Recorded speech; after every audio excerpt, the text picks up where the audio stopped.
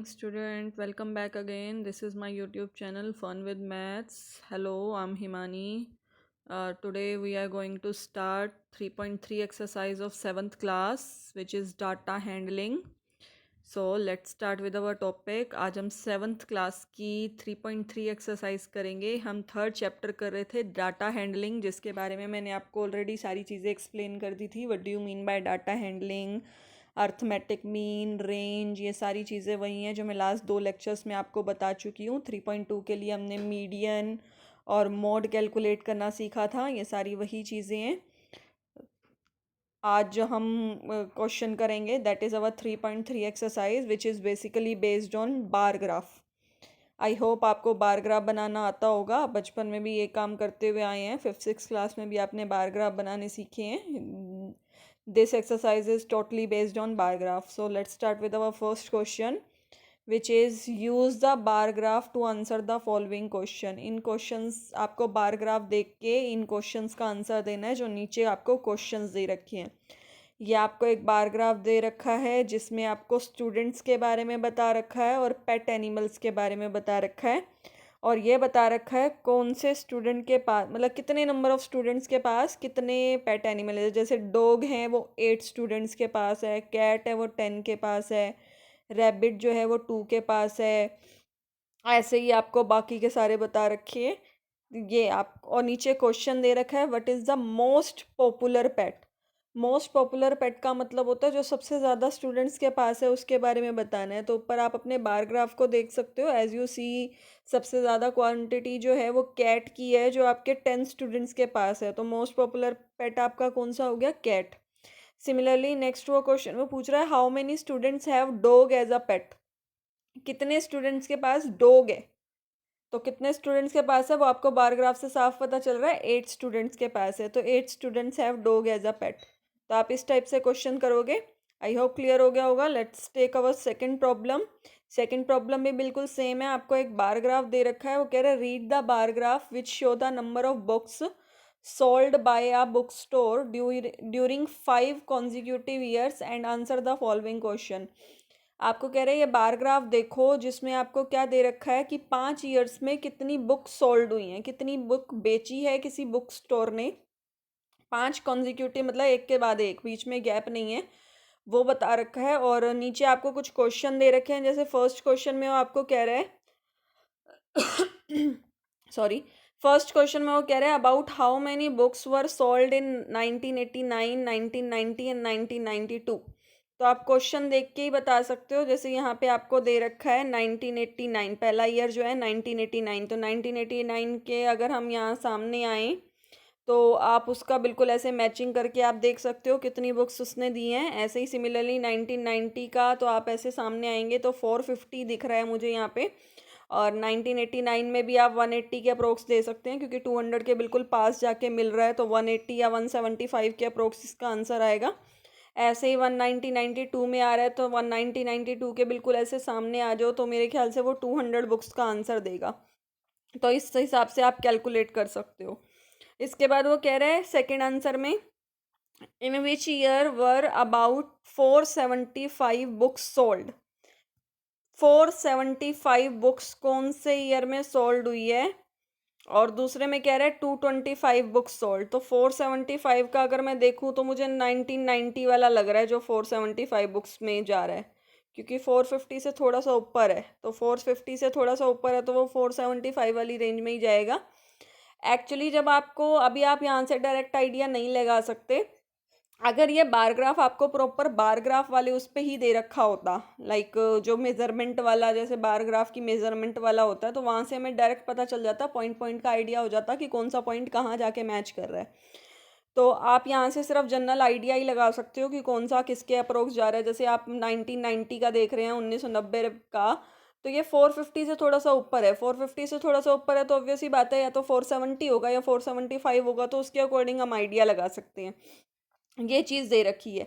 ऐसे ही वो कह रहे हैं 225 बुक्स. अब 225 का आप आइडिया लगाओ कहाँ पे जाएगा. मेरे ख्याल से 1990 में जाएगा क्योंकि 1992 को जब मैं ऐसे सामने लेके जाऊंगी ना ऐसे, हाँ, तो ये 225 वाली रेंज में ही जाएगा. तो 1992 वाला जो है वो 225 बुक्स में होगा। ये मेरा 1992 आंसर आ जाएगा। मैंने पीछे इसके सारे आंसर्स दे रखे हैं, आप मैच कर सकते हैं। अभी मैं आपको सिर्फ डायग्राम के अकॉर्डिंग समझा रही हूँ, जो आपको बार ग्राफ दे रखा है, हम पीछे इसके आंसर डिस्कस करेंगे। थर्ड क्वेश्चन में वो क्या कह रहे हैं, in which year were fewer than 250 books sold. 250 से कम बुक्स सोल्ड होनी चाहिए। तो 250 से कम एक तो 1989 में हुई है, जो पहला पहला आपको दिख रहा है। इसके अलावा 1992 में अभी आपने बोला है 225 हुई हैं, तो 1992 भी आ गया। इसके अलावा मुझे और कोई नहीं लगता जिसमें 250 से कम बुक सोल्ड हुई हैं। तो 2 ईयर आ जाएंगे इसके अंदर, 1989 और 1992। फोर्थ क्वेश्चन में वो कह रहे हैं, can you explain how you would estimate the number of books sold in 1989। आपको 1989 के एस्टीमेट लगाना है। तो कैसे एस्टीमेट लगाओगे, तो आप इसको यही लिखोगे, अगर हम उसके ऊपर वाले पॉइंट को ऐसे मैच कर रहे हैं तो वो 150 से ऊपर जा रहा है और 200 के अप्रोक्स जा रहा है। तो जब 150 और 200 के अप्रोक्स जा रहा है हो या उनके बीच में जा रहा है, तो 150 और 200 का जो मिड पॉइंट होता है वो 175 बनता है। तो इस अकॉर्डिंग आप आइडिया लगा सकते हो कि ये 175 में जाएगा। तो ऐसे ही आप इनके आंसर्स दे सकते हो। अभी आप इसका डायरेक्ट आंसर इतने अच्छे से क्लियर नहीं कर सकते, जस्ट बिकॉज ये आपको जो ग्राफ दे रखा है ये प्रॉपर बार ग्राफ में नहीं दे रखा। तो आप इनका सिर्फ जनरल आइडिया ही लगा सकते हो, एस्टिमेशन ही कर सकते हो। तो उसके अकॉर्डिंग आपको ये आंसर्स दे रखे हैं आपके सेकंड क्वेश्चन के। जैसे फर्स्ट क्वेश्चन में था कि 1989 में कितनी है, तो 1989 में आपकी 180 बुक्स सोल्ड हो रही हैं। 1990 में था तो आप उसका आइडिया लगा के सामने ले जाके उसको 475 बुक्स, 1992 में 275, तो उसके अकॉर्डिंग ऐसा है आप आंसर दे सकते हैं। ठीक है, आई होप क्लियर हो गया होगा। तो आप इसको क्वेश्चन को कर लीजिएगा। थर्ड क्वेश्चन पे चलते हैं। थर्ड क्वेश्चन में क्या है, अब की बार आपको बार ग्राफ खुद से बनाना है। आपको डाटा दे दिया उसने, टेबल दे दी एक proper, number of children in 6 different classes are given below, represent the data on a bar graph. आपको कह रहा है बार ग्राफ को रिप्रेजेंट करो, डाटा को बार ग्राफ में रिप्रेजेंट करो। तो ये आपको नंबर ऑफ स्टूडेंट्स दे रखी हैं और क्लासेस दे रखी हैं कि 5th 6th 7th 8th 9th 10th। जब भी बार ग्राफ बनाते हैं तो हमें एक जो मेजरमेंट होती है, जैसे क्लासेस हो गई, क्लासेस को क्या करेंगे हम एक्स एक्सिस पे मान लेंगे, और जो नंबर ऑफ चिल्ड्रंस हैं उनको हम वाई एक्सिस पे मान लेंगे। तो बार ग्राफ बनाने के लिए हमको एक्स और वाई दो एक्सिस चाहिए होती हैं ऐसे। तो ये भी मेरी इन्फिनिटी तक जाती है, ये भी मेरी इन्फिनिटी तक जाती है, कभी ख़त्म नहीं होती। तो यहाँ पे मैं अपनी क्लास मान लूँगी। पीछे मैंने आपको बना के दिखा रखा है, मैं अभी इस पेज शिफ्ट करूँगी तो आपको पता चल जाएगा। और यहाँ पे मैं अपने नंबर ऑफ़ स्टूडेंट्स मान लूँगी। उसके अकॉर्डिंग अपनी तरफ से मेजरमेंट लेके एक बार ग्राफ पर्टिकुलर बना दूंगी। इसके बाद आपको कुछ क्वेश्चंस के आंसर देने हैं। जैसे कुछ क्वेश्चंस के आंसर देने के लिए वो क्या कह रहा है कि बार ग्राफ देख के आंसर बताओ, how would you choose the scale. सबसे पहले तो स्केल पूछ रखा है, वो जब हम बार ग्राफ बनाएंगे तो उसके अकॉर्डिंग बताऊंगी स्केल क्या होता है। चलो पहले बार ग्राफ बनाते हैं, उसके बाद इन क्वेश्चंस का आंसर देंगे। तो ये देखो, ये मैंने एक बार ग्राफ पे ही बनाया है और उसको फिर स्कैन करके यहाँ पे लगाया है। ये बार ग्राफ मैंने बना रखा है, आप देख सकते हैं। जो भी डाटा था, देखो क्लासेस को मैंने एक्स एक्सिस पे ले रखा है और नंबर ऑफ स्टूडेंट्स को मैंने वाई एक्सिस पे ले रखा है। और as you see the data given, जो नंबर ऑफ स्टूडेंट्स का आपको डाटा दे रखा है उसमें 80 स्टूडेंट्स भी हैं, 90 हैं, 95 है, 100 है, 120 है, 135 है। तो मैंने 25 का गैप ले लिया कि 0 से 25, फिर 25 से 50, फिर 75, फिर 100, 125, फिर 150, 175 और ऐसे 200 तक मैंने 25 का हर एक्सिस में गैप ले लिया। और उसके बाद जो मुझे वैल्यू दे रखी थी, जैसे 5th क्लास के लिए मुझे 135 की वैल्यू दे रखी है, तो 5th क्लास के लिए मैंने अपना 135 मेज़र करके ग्राफ पे उसको हाईलाइट कर दिया, उसको ऐसे बॉक्स सा बना दिया। सिमिलरली 6th क्लास के लिए जो वैल्यू दे रखी है उसको बॉक्स बना दिया। 7th के लिए जो वैल्यू दे रखी है ये मैंने बॉक्स बना के उसको स्कैन करके यहाँ पे लगाया हुआ है। इसके बाद वो सबसे पहली चीज़ जो पूछ रहा है वो कह रहा है स्केल। स्केल क्या होता है, जो मेजरमेंट आप अपनी तरफ से लेते हैं। जैसे वाई एक्सिस पे मैंने क्या किया, 25 का गैप लिया कि एक ब्लॉक जो है वो 25 बच्चों का है। तो हम उसको स्केल को ऐसे ही रिप्रेजेंट करते हैं कि 1 यूनिट का मतलब होता है जो वाई एक्सिस पे आपका एक ब्लॉक है उसको 1 यूनिट बोलते हैं। और 1 यूनिट पे मैंने कितना गैप लिया है, 25 स्टूडेंट का, क्योंकि मैंने यहाँ पे स्टूडेंट्स रिप्रेजेंट कर रखे हैं ना। तो आप लिखेंगे 1 unit is equal to 25 students. ये आपका स्केल निकालने का तरीका होता है, तो आप ऐसे निकाल सकते हैं स्केल। ठीक है, सेकंड क्वेश्चन में वो आपसे क्या कह रहे हैं, which class has the maximum number of children and the minimum number of children. तो आप यहाँ से भी अपने डाटा से देख के बता सकते हैं और यहाँ बार ग्राफ से भी देख के बता सकते हैं कि कौन सी क्लास में सबसे ज़्यादा बच्चे हैं।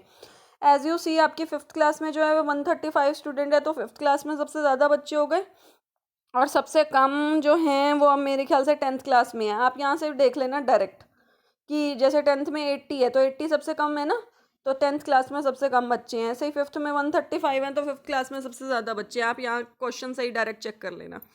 इसके बाद वो कह रहा है find the ratio of students of class sixth to the class of eighth. Eighth और सिक्स्थ वाले का रेशियो निकालना है, तो रेशियो निकालने के लिए क्या करेंगे, 120 अपॉन में 100, ये आपका रेशियो आ जाएगा। जो भी कैंसिल आउट हो जाए, जिस भी ये नॉर्मल फ्रैक्शन में कन्वर्ट कर देना इनको। तो 120 अपॉन में 100 करेंगे, क्योंकि 120 आपके सिक्स क्लास में बच्चे हैं और 100 आपके एट्थ क्लास में है। दोनों का रेशियो निकालना है तो दोनों को डिवाइड करना पड़ेगा। डिवाइड करके जो सेम टेबल से कैंसिल आउट हो रहे थे, पहले 0 से 0 कैंसिल कर दिए, उसके बाद 2 की टेबल में दोनों टर्म आ रही हैं तो 6:5 आ गया। तो ये मेरा रेशियो आ गया 6:5। ऐसे आप कैलकुलेट कर सकते हो। आई होप क्लियर हो गया होगा। So let's take our fourth question. Fourth question में भी बिल्कुल सेम आपको एक डाटा दे रखा है। वो कह रहे हैं draw a double bar graph. अब की बार वो एक बार ग्राफ नहीं, एक के अंदर 2 बार ग्राफ बनाने के लिए बोल रहा है। तो आप क्या करेंगे, जब डबल बार ग्राफ की बात आती है ना, तो आप एक ही साथ 2 डब्बे बनाते हैं। जैसे अगर आपने अपना बार ग्राफ कभी ध्यान से देखा हो, तो जब बार ग्राफ आपके होते हैं ना, ऐसे बॉक्स बॉक्स से बने हुए होते हैं। तो जैसे मान लो मेरा यहाँ से लेके यहाँ तक एक कंप्लीट बॉक्स है, ठीक है, यहाँ से यहाँ तक मेरा कंप्लीट बॉक्स है। तो मैं क्या करूँगी, इस बॉक्स को आधा करूँगी। आधे वाले में एक वैल्यू डालूंगी और दूसरे वाले में दूसरी वैल्यू डालूंगी। जब डबल बार ग्राफ बनाते हैं तो ऐसे बनाते हैं कि एक ही बॉक्स के अंदर जो एक यूनिट होती है हमारी, जैसे 0 से 1 तक की एक यूनिट है, 0 और फिर यहाँ पे 1, तो ये मेरा एक ब्लॉक हो गया ना, एक यूनिट हो गई। इस यूनिट को मैं आधा करके आधा ग्राफ एक यूनिट पे बनाऊंगी और आधा ग्राफ दूसरे आधे में बनाऊंगी। तो ऐसे आप डबल बार ग्राफ बना सकते हैं। तो यही काम यहाँ पे करूँगी। मैंने ग्राफ आपको पीछे स्कैन करके दिखा रखा है, बार ग्राफ पे ही बनाया हुआ है वो मैंने बार ग्राफ। उसके बाद चलो पहले ग्राफ बनाते हैं, उसके बाद क्वेश्चंस के आंसर देंगे। तो पहले मैंने ये ग्राफ बनाया, ये आप देख सकते हैं, मैंने ग्राफ पे ही बना के उसको स्कैन करके यहाँ पे लगाया हुआ है आप लोगों को समझाने के लिए। तो जैसे मैंने बताया था ना कि एक यूनिट में आधा आधा करके बनाते हैं, तो ये देखो एक मैंने लाइट से दिखा रखा है, एक डार्क कलर से दिखा रखा है, डार्क कर रखा है उसको। तो ये मैंने बार ग्राफ बना रखा है। आपकी एक्स एक्सिस पे मैंने क्या ले रखे हैं, सब्जेक्ट, और वाई एक्सिस पे ले रखे हैं मार्क्स। अब मार्क्स अगर आप देखें तो मेरे मार्क्स जो मैक्सिमम मार्क्स जा रहे हैं वो 100 तक जा रहे हैं, वैसे 95 तक जा रहे हैं। आप 100 तक ले लेना, कोई दिक्कत नहीं है। तो आप इनमें 5-5 का गैप भी दे सकते हो, 10-10 का गैप भी दे सकते हो, आपका जो दिल करे। आप यूनिट अपनी तरफ से सिलेक्ट कर सकते हो। यहाँ पे मैंने 10-10 की यूनिट सेलेक्ट कर रखी है, 10, 20, 30, 30, 50 ऐसे पूरी 100 तक लेके गई हुई हूँ। और उसके बाद जो जो मार्क्स थे वो रिप्रेजेंट कर रखे हैं। जैसे फर्स्ट टर्म में इंग्लिश में 67 आए हैं, सेकंड टर्म में 70 आए हैं, तो फर्स्ट टर्म के 65 रिप्रेजेंट कर दिया और सेकंड टर्म के 70 रिप्रेजेंट कर दिया। सेकंड टर्म जो है वो मैंने डार्क लाइन से दिखा रखा है, जो ब्लैक ब्लैक कर रखा है ना, that is our second term. ये मैंने सेकंड टर्म रिप्रेजेंट कर रखा है। और फर्स्ट टर्म जो है वो मैंने लाइट कलर से दिखा रखा है। ऐसे ये मैंने पूरा ग्राफ बना दिया। आपने ग्राफ बनाने पहले भी सीख रखे हैं, तो ये वैसे बिल्कुल सेम तरीके से बनाया है, ठीक है। इसके बाद वो क्या कह रहा है पहले क्वेश्चन में, in which subject has the child improved his performance the most. वो पूछ रहा है कौन से सब्जेक्ट में उसने इम्प्रूवमेंट किए। इम्प्रूवमेंट मतलब फर्स्ट टर्म से ज़्यादा मार्क्स आए हैं उसके, ऐसे कह सकते हो। तो क्या करेंगे, मैंने सबका डिफरेंस निकाल लिया। जैसे फर्स्ट टर्म में इंग्लिश में थे 67, सेकंड टर्म में आए 70, तो 70 माइनस 67 किया 3 आ गया। ऐसे ही हिंदी में देखा तो हिंदी में तो फर्स्ट टर्म में ज़्यादा है, सेकंड टर्म में कम है, तो ऑब्वियस ही बात है डाउन आया है, बड़ा तो है नहीं। ऐसे ही मैथ्स के थे तो मैथ्स में फर्स्ट टर्म में उसके 95 थे, सेकंड टर्म में 88 ऐसे आए हैं। सॉरी, फर्स्ट टर्म में 88 हैं, सेकंड टर्म में 95 आए हैं, तो उसने माइनस किए। तो आप ऐसे सारे सब्जेक्ट के फर्स्ट टर्म और सेकंड टर्म के माइनस कर करके आप चेक कर सकते हो किस सब्जेक्ट में सबसे ज़्यादा ग्रोथ हुई है। तो एज यू सी कि मैथ्स में सबसे ज़्यादा ग्रोथ हुई है। मैथ्स में उसके 7 मार्क्स बढ़े हैं, बाकी सब में तो 3-4, और हिंदी में तो डिक्रीमेंट ही हुआ है, हिंदी में तो डिक्रीज पे आ गया। तो मैथ सब्जेक्ट जो है उसने सबसे ज़्यादा इम्प्रूव किया है। सेकंड क्वेश्चन में वो पूछ रहा है in which subject is the improvement the least. सबसे लीस्ट इम्प्रूवमेंट कौन से सब्जेक्ट में हुई है।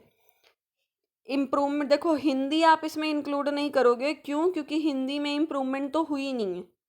आपको तो इम्प्रूवमेंट बताना है ना। इम्प्रूवमेंट का मतलब होता है मार्क्स बढ़ना। तो आप ये सेकंड क्वेश्चन जो है इसमें हिंदी इंक्लूड नहीं कर सकते, आपको बढ़े हुए मार्क्स में से इंक्लूड करना है। तो बढ़े हुए मार्क्स कहाँ कहाँ बढ़े हैं? इंग्लिश में बढ़े हैं, मैथ्स में बढ़े हैं, साइंस में बढ़े हैं, सोशल साइंस में बढ़े हैं। तो इन चारों में से मुझे बताना है कि सबसे कम किस में बढ़े हैं। तो सोशल साइंस जो है उसमें 2 मार्क्स बढ़े हैं सिर्फ, तो सोशल साइंस में सबसे मिनिमम इम्प्रूवमेंट हुई है। इसके बाद थर्ड क्वेश्चन में वो पूछ रहा है has the performance gone down in any subject, किसी सब्जेक्ट में डाउन भी आया है, वो डाउन का मतलब कम भी हुए हैं उसके मार्क्स। तो इसमें आप आंसर दोगे कि हाँ, हिंदी में उसके फर्स्ट टर्म में ज़्यादा थे, अब सेकंड टर्म में कम आए हैं, तो हिंदी में उसकी डिक्रीमेंट हुई है, हिंदी में उसके सब्जेक्ट डाउन आए हैं। आई होप ये क्लियर हो गया होगा। Let's take our fifth problem. Fifth problem भी बिल्कुल सेम है, आपको एक डाटा दे रखा है, इसमें भी डबल बार ग्राफ बनाना है। डबल बार ग्राफ बनाने के लिए क्या करना है आपको, वही अपनी एक्स एक्सिस और वाई एक्सिस पे वैल्यू चेक करोगे। तो एक्स एक्सिस पे अपने फेवरेट स्पोर्ट को डाल देना और वाई एक्सिस पे उनके नंबर ऑफ कैंडिडेट डाल देना कि कितने लोग उस स्पोर्ट को देख रहे हैं, और उसके बाद इन क्वेश्चंस का आंसर देना है। तो पहले तो ग्राफ बनाते हैं। देखो ये मैंने ग्राफ बना रखा है, स्पोर्ट को नीचे एक्स एक्सिस पे डाल रखा है और नंबर ऑफ पर्सन्स को वाई एक्सिस पे। तो स्केल आप अपनी तरफ से ले सकते हैं, कितना कितना स्केल आपने यहाँ पे लेना है। मैंने ये अपनी तरफ से स्केल मेंशन कर रखा है, 1 यूनिट इज इक्वल टू 100%, वो मैंने मेंशन कर रखा है ऊपर। स्केल मैंने कितना लिया है, और ये मैंने डबल बार ग्राफ बना दिया, एक ही यूनिट के अंदर दो दो ग्राफ, जिसको एक एक तो सिंपल तरीके से दिखाया है और दूसरा जो है वो शेड करके दिखाया है। सिंपल वाला जो है वो वाचिंग वाला है कि कितने लोग आपके स्पोर्ट को देखते हैं, और जो शेड वाला है वो आपका पार्टिसिपेंट के कितने लोग आपका पार्टिसिपेंट करते हैं। तो फर्स्ट क्वेश्चन वो आपका क्या बोल रहा था, draw A double bar graph choosing an appropriate scale. तो स्केल तो मैंने अपनी तरफ से चूज कर लिया, 1 यूनिट इज इक्वल टू 100%। उसके बाद वो कह रहे हैं what do you infer from the bar graph, आपको क्या इन्फॉर्मेशन मिलती है। क्या इन्फॉर्मेशन मिल रही है वो हमें टेबल देख के भी पता चल रहा है। हमें ये इन्फॉर्मेशन मिल रही है कि आपके जो स्पोर्ट है उसको कितने लोग देख रहे हैं और कितने लोग उसमें पार्ट ले रहे हैं। तो मैंने यही चीज़ यहाँ पे लिखी है, this bar graph represent the number of person who are watching and participating in their favourite sport, कि स्पोर्ट्स के अंदर कितने लोग देख रहे हैं और कितने लोग पार्ट ले रहे हैं। तो मुझे ये इन्फॉर्मेशन मिलती है। नेक्स्ट क्वेश्चन में वो पूछ रहा है which sport is most popular. अब ऑब्वियस ही बात है, जिसके सबसे ज़्यादा पर्सन है, जो सबसे ज़्यादा पसंद किया जाता है, जिसे सबसे ज़्यादा लोग देखते हैं या जिसमें सबसे ज़्यादा लोग पार्ट लेते हैं, वही तो मोस्ट पॉपुलर होगा ना। तो टेबल से ही देख के आप बता सकते हो क्रिकेट जो है वो मोस्ट पॉपुलर है, क्योंकि क्रिकेट में ही सबसे ज़्यादा लोग पार्ट ले रहे हैं, तो cricket is most popular. Next क्या कह रहा है, which is more preferred watching और पार्टिसिपेटिंग इन स्पोर्ट। अब आप खुद देखो किसकी वैल्यू ज़्यादा है। देखो वॉचिंग में अगर मैं यहाँ क्रिकेट में देखूँ तो 1240 है और नीचे 620 है, फिर 470 320, मतलब कम ही हो रही है। तो वॉचिंग वाली ज़्यादा है ना, तो watching sport is more preferred. तो ये आप ऐसे बता सकते हो। ठीक है, नेक्स्ट क्वेश्चन लेते हैं। नेक्स्ट क्वेश्चन में भी आपको एक डाटा दे रखा है। डाटा में आपको कुछ कंट्रीज़ दे रखी हैं, अहमदाबाद, अमृतसर, ये कुछ आपको शहर दे रखे हैं, चेन्नई वगैरह, और इनके टेम्परेचर बता रखे हैं कि मैक्सिमम टेम्परेचर क्या है और मिनिमम टेम्परेचर क्या है। ये चीज़ आपको दे रखी है। और वो पहले तो कह रहे हैं डबल बार ग्राफ बनाओ और बार ग्राफ का यूज़ करके उसके क्वेश्चंस के आंसर दो। ये आपको नीचे कुछ क्वेश्चंस दे रखे हैं, इनके आंसर देने हैं। तो पहले तो ग्राफ बनाते हैं, उसके बाद इन क्वेश्चंस को देखेंगे। तो ग्राफ बनाने के लिए आपको क्या करना है, पहले तो ये रिप्रेजेंट करने पड़ेंगे शहर जो आपको दे रखे हैं, अहमदाबाद, अमृतसर, बेंगलोर, चेन्नई, दिल्ली, जयपुर, जम्मू, मुंबई। तो पहले तो मैं एक्स एक्सिस पे ये शहर रिप्रेजेंट करूँगी, मैंने रिप्रेजेंट कर दिया, और वाई एक्सिस पे मैं क्या करूँगी, अपना टेम्परेचर रिप्रेजेंट करूँगी। तो ये वाई एक्सिस पे मैंने ऐसे टेम्परेचर रिप्रेजेंट कर दिया। ये आप देख सकते हैं 5 10 20, मैंने एक यूनिट को 5 डिग्री टेम्परेचर से रिप्रेजेंट कर रखा है, 5 डिग्री सेल्सियस से। ये मैंने स्केल भी यहाँ ऊपर लिखा हुआ है कि 1 unit is equal to 5 degree centigrade.